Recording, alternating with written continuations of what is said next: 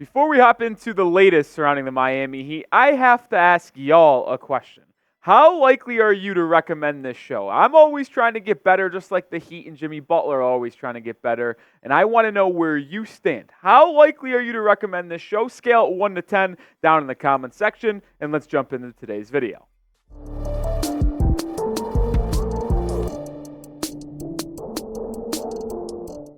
All right, today's show, Tyler Herro injury rumors as he is slated to miss another pair of games. And then, are the Heat the biggest threat to the Boston Celtics in the Eastern Conference standings and in the playoffs? One analyst of the NBA has some particular thoughts on it. I will share mine as well. But let's kick it off with the injury news and rumors. And it's that Tyler Herro and Kevin Love are not going to be available for the Heat's next two games. If you're watching this on Thursday, the Heat play the Mavs tonight. No watch party because I'm going to be at the game. Let's go Heat. But we're not going to be able to see Tyler Herro and Kevin Love in that game against Dallas. And then on the Friday night game is the Heat have a back-to-back two-game road trip against the Oklahoma City Thunder. Other news, though, Patty Mills is traveling.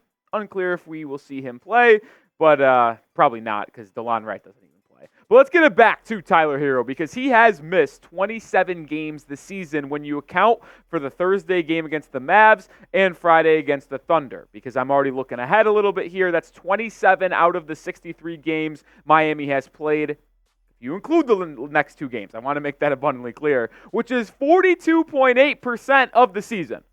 That is not good. He's damn near missing half the season for the Miami Heat. It's very, very unfortunate that the Heat have been unable to have Herro in their lineup consistently. Well, one, because he is trying to prove to the Heat fans and the Heat organization that he should be a mainstay on this roster rather than the trade rumors that pop up every single offseason. And when Herro has played, he has been fine. He's averaging a 20-point-per-game season again, as it's been like that for the last 2 or 3 seasons, and he's shooting a career high from beyond the arc at 39.9%. If he finished with that mark or got it up to 0.1% better at 40, that would be the highest he's ever shot it in a season. And the question that we're going to have to ask ourselves now is, when will Tyler Herro return? And if I'm going to be honest with you folks, which I try to be on a daily basis, I'm done trying to predict when Tyler is going to return. I thought it would be back by now. Listen, we know, and I don't want to talk too much about it because we've had it on the show quite a bit over the last couple of days. The hyperextension of his knee against the Pelicans, the first game after the All-Star break, was the reason why he missed the games against Sacramento and against Portland, right?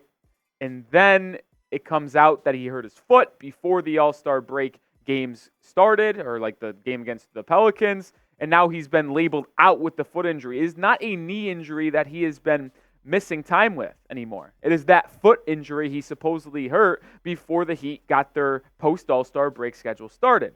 And this is a common theme for Tyler over his career.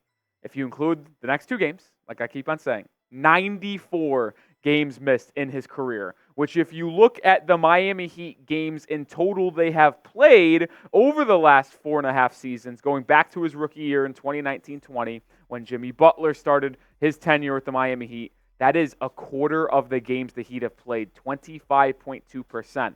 And that is something we have to keep on asking ourselves here, as there's Tyler Herro stans, there's Tyler Herro haters, as he's one of the most divisive players that the Miami Heat have had in a long time.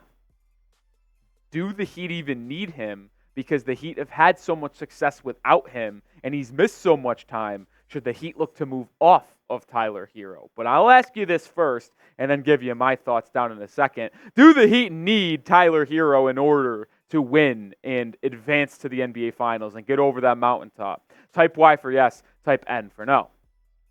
Before I give you my full thoughts, I do want to make something clear. Well, the Heat have not had the best record with Tyler Herro. When he has started his 36 games this season, the Heat have held a 19-17 record. That's just 2 games above 500. That's a 500 basketball team. When Tyler Herro does not play, the Heat are 16-9, significantly better, right? I think the main reason for that is how good Duncan Robinson has been this season. He has been a revelation for Miami after practically being out of the rotation last year came back in when Herro got hurt in the postseason, and he has not looked back since last year's playoffs, shooting 40% from beyond the arc, 13 points a game. And it's noticeable how good Duncan is when he starts and how good Miami is when D-Rob is in that opening five-man lineup. 18-6 is the Heat's record when 55 is in that starting lineup, whether it be alongside Tyler Herro when Kyle Lowry was out or Rozier is out, or whether it be alongside Rozier in that starting lineup. Duncan Robinson simply makes the Heat a better team when he plays more, and I think that's kind of where I'm leaning in that direction is even when Herro comes back, I think Duncan Robinson should still be the starter. He's even putting up better numbers when he starts, averaging close to 17.5 points a contest when he is in that opening lineup. The Heat are a better team and have better chemistry as a group when Duncan Robinson starts. They win more games. And I do think the Heat need Tyler Herro. I do want to come back and answer that question. The answer is yes. You should have typed your whys. It's just not in the starting lineup. Tyler Herro would be best well served in that Jordan Clarkson role, in the Lou Williams, the Jamal Crawford. Those guys have had fine careers. It's not act like it's some slight at Tyler Herro to say he should be the sixth man for Miami. That's just how he is better well served. To come off the bench, lead the second unit. He could be the volume scorer there in that sixth-man role where he already won Sixth Man of the Year. He could go down as one of the best sixth mans in NBA history. I get that he wants to start. There's more money. There's more glory in that. But if you want to become a winning basketball player and contribute to winning on a more consistent basis, one, you got to be healthy, and two, you might have to head to the bench and be that sixth man. More to get to on today's show, but we are in a sub-battle for the month of March. It is March. This is March, John Rothstein. And we're trailing by 26 subscribers against Celtics today. I hate the Boston Celtics. You should hate the Boston Celtics. Hit that sub button, join the channel, weekly watch parties, daily content, and let's catch Celtics today and subscribers. Are the Heat the second best team in the Eastern Conference right now? Nick Wright of Fox Sports believes the Heat are the biggest threat to the Boston Celtics, who have the best record in the NBA in the Eastern Conference. What did he say exactly? Well, here's his quote when he was talking with Colin Cowherd. The other team I'm terrified of, if I'm Boston, is the Miami Heat. And this should become as no surprise. They should be terrified. The Celtics have been one of the best teams in the Eastern Conference over the last 4.5 seasons, like Miami has. But the Heat have had their number. They've matched up in the postseason 3 times over the last 4 postseasons, including Jimmy Butler, Jason Tatum. These guys have been going head-to-head. And in those 3 matchups, in the bubble, 2020 Eastern Conference Finals, Heat 1-6. 2022 Eastern Conference Finals, Celtics 1-7, and then last year, obviously, as the 8th seed, Miami went into Boston after blowing a 3-0 lead and defeated the Boston Celtics in Game 7 to hold that 2-1 advantage. These guys always seem to find each other in the postseason, and it's ironic that in the last 4 playoffs that these guys have matched up 3 times. The one time they haven't matched up, they both got eliminated in the first round. The Nets beat the Celtics in the first round of the playoffs in 2021, and the Bucks swept Miami in 2021 as well. So if both teams make out of the first round, they're always meeting in the Eastern Conference Finals. But let's go back to Boston and why they should fear us in terms of the Miami Heat. Well, number one, Eric Spoelstra will run circles around Joe Mazzulla in the coaching circle. That was evident last year in Mazzulla's first year coaching the Boston Celtics. He has done an excellent job this season. There's no